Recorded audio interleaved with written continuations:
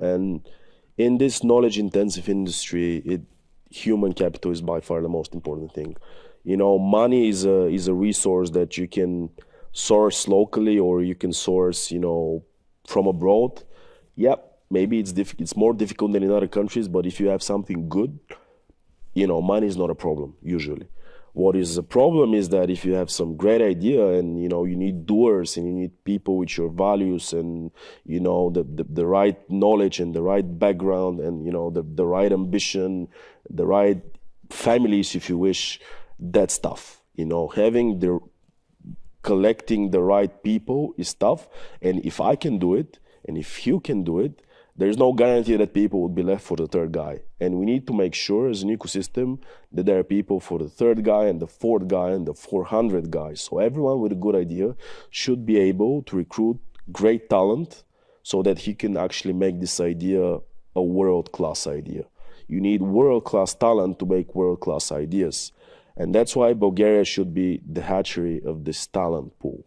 This is why we need, you know, on the long run, a sustained education system. But on the short run, you know, we're an amazing country. Why not, you know, advertise ourselves and get those guys from, you know, all over the world coming here and doing their things, which is the startup visa. Precisely, if you have a great product, Bulgaria is very, very welcoming, and Bulgaria offers you this, you know, access to low taxation, access to VCs, a great network, great support ecosystem that will help you along your journey. Why not here? Why go to the US or why go to, you know, the UK? Bulgaria could be this place. The blue cards, you know. So once you get here, you start your idea, then you source, you know, high qualified personnel outside the EU easily and quickly. Because let's face it now, the talent pool in Bulgaria, specifically in the IT industry, there is a shortage of 60 to 70,000 people. So we can't really develop high-tech businesses if we don't have the high-tech people, right?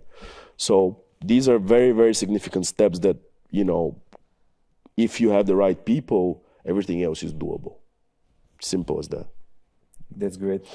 And to be awesome to make it happen. And I cannot leave out of the conversation a great movie, a short movie that you did, The Way of the Unicorn, regarding our first unicorn, which would be Hristo Borisov's Payhawk, an amazing company that made it to the, I don't know, promised land, because I didn't know that if we are ever going to have such a company.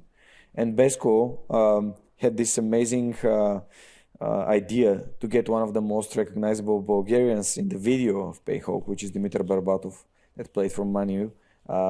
So tell me more about how did this first Bulgarian unicorn support Besko's cause, make it more transferable, or make it for more people, spread the idea to more people? We have a thing in Besko called the bubble breaking, and that's why we hired Spas Kyosef. He used to be an anchorman at Bulgarian National Television for 17 years. And we needed someone that is not from our ecosystem to be able to look from, you know, the side and tell us, this is all great that you do, but, you know, for the common people, for the regular people, you know, it's you talk to a different language. So we actually, he describes himself as a translator. And, you know, Payhawk is like a very large, bright flag that people are waving. But for the normal people, there are letters on the flag which are in Chinese. Chinese, I mean that no one really understands what those letters are. So we need the flag. We need to be waving the flag. But we need systems and translators to tell to everyone what those letters on the flag are. And this is what, you know, we're trying to, you know, pump up the success of Payhawk and, you know, first of all, provide the fact that you can be successful in Bulgaria. Anyone can be successful in Bulgaria. If you're hardworking, you have a good idea, you have a great team, you can be the next Payhawk. You can be the next Hristo Borisov.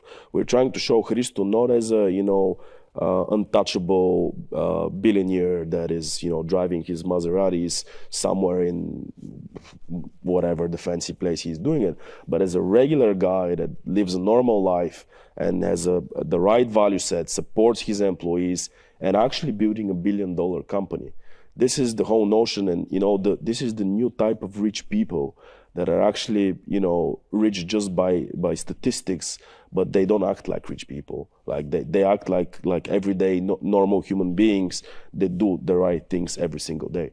And this is the purpose of, mixing the success of Payhawk and Berbatov's presence, so that we can, use these cameo figures to break the bubble and to put someone well known for his success to someone not known for his success, but also very successful. And this was the whole idea. It's great execution. It was really touching.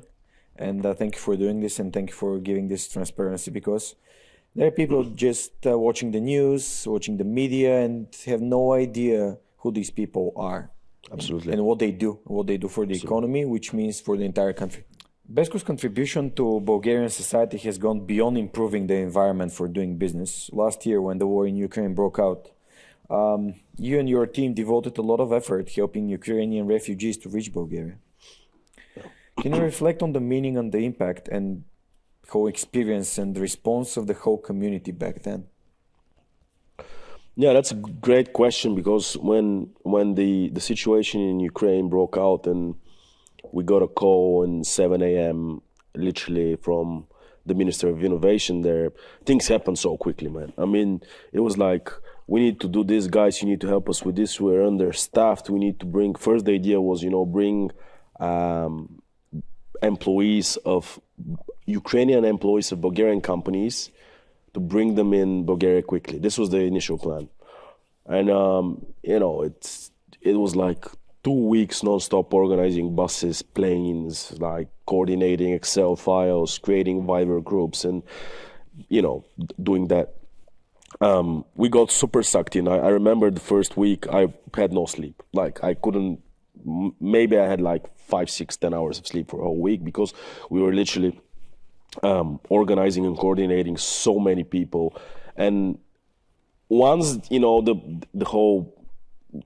the initial situation sort of cleared and got more tranquil and calm, it happened that first we took a lot of people that were not IT and not employees of Ukrainian companies, but just people in need. And there were Bulgarian companies. Bulgarian companies, sorry. And there were people in need, and there were empty spaces on the bus. So just hop on.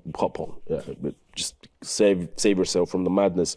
But then once we slowed down the pace, I realized that parallel to our efforts, there were so many people doing the same. There were like so many organizations appearing. There were so many volunteers. There were like people raising funds, people actually, responsible for welcoming these refugees. And the government was slow, and I don't blame them. Governments are slow by definition.